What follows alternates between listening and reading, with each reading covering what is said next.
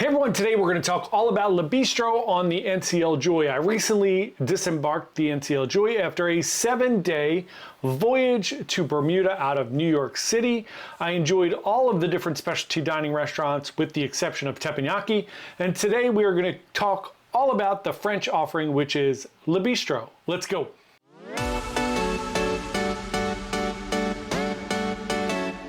Hey everyone, John here from Byte Cruises. Welcome to our channel. If you're new here, we are a travel agency trying to give you the best information about cruising so that you can plan and go on an amazing cruise vacation. So today we're talking all about Le Bistro. Like I said, I just got off the ship after doing a 7-day voyage from New York to Bermuda. Generally, I try all the different specialty dining restaurants. This one, I just ran out of time. I wanted to try a few of the complimentary, and I ran out of days. Norwegian has a lot of specialty dining, so I skipped teppanyaki on this voyage, but I tried the rest of them. So every day we're going to be doing a little review of one of these, just to give you a quick taste. Generally, I do a quick overview of all the specialty dining, but I was on NCL Joy last year and I didn't have great dining experiences, so I wanted to come back and talk about them individually because I did that last year and tell you what I thought about it this year. So if you are looking for Le Bistro, it is at the very aft, which is the back of the ship on deck 8. It is across from Cagney's.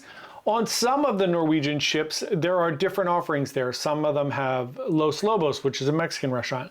It's always Cagney's and something else there on the back of deck 8. Sometimes it's Moderno, which is the Brazilian churrascaria, however you pronounce that, where they bring out all the meats and slice them.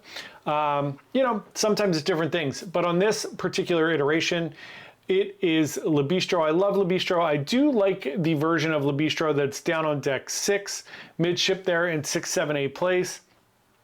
I just think that's a beautiful spot for Le Bistro. It stands out on the walkway there. However, it is beautiful up here as well. They do have indoor and outdoor dining. I didn't see anybody dining outside, but you definitely have the option to do that.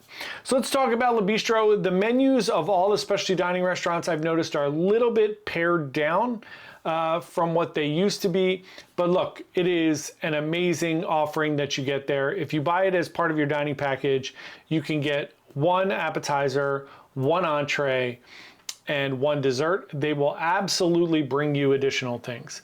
I asked about the scallops. They used to have scallops in this really silky, creamy puree. They don't have that anymore, but I asked and they said they don't, but why don't you try something different? So he brought me out a second appetizer. You know, they're just great. The service is always great.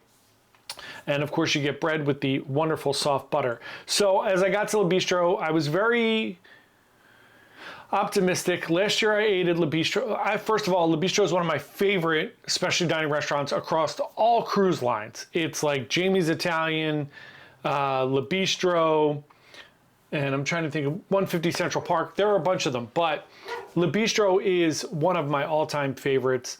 And when we were on Joy last year, I did not have a great meal. All of the dining seemed a tiny bit off last year. Complete opposite this year. So this just goes to show you when we do these reviews, and I say it all the time, please take everyone's opinion with a grain of salt. Try these things for yourself. Sometimes you just get a crew that's changing, or maybe they're in the end of their contract or the very beginning of their contract. They just haven't ironed it out yet. So I always say, go try it, give it a chance. My meal was spectacular. Started out with the bread, obviously. I had a nice glass of wine. I kicked it off with a little escargot, which is outstanding, very garlicky and delicious. Got a little French onion soup as well. The French onion soup was excellent. That will fill you up though. Be careful on the French onion soup. I didn't completely finish it. Next up, I had the lamb. The lamb was spectacular. I do usually get the filet at Le Bistro. I think it's the best filet on board the ship. Even better than anything I've had at Cagney's. But I try to mix it up for content so that I'm not eating the same things all the time, even though a lot of times I do. Eggs Benedict for breakfast. So I did have the lamb. It was amazing. The lamb was very good. Everything was cooked perfectly. And then I wrapped it up with the pear dessert. It is a roasted pear over a little bit of ice cream. It is amazing. The service was excellent. The food was excellent. Again, I prefer the iteration that's down on deck 6. It's a little more romantic. Not that it matters to me, I was by myself. It's just a little more French. It feels like a French restaurant. It feels like you're in Paris as you walk in the front there. I mean, you have to suspend your belief for a little bit, but it does feel a little bit more French and elegant down there, but they do a great job up on deck 8, and the food was amazing. Let me know what you think. Have you tried Le Bistro? First of all, do you enjoy specialty dining at all? Let me know. I do think it's something you should try.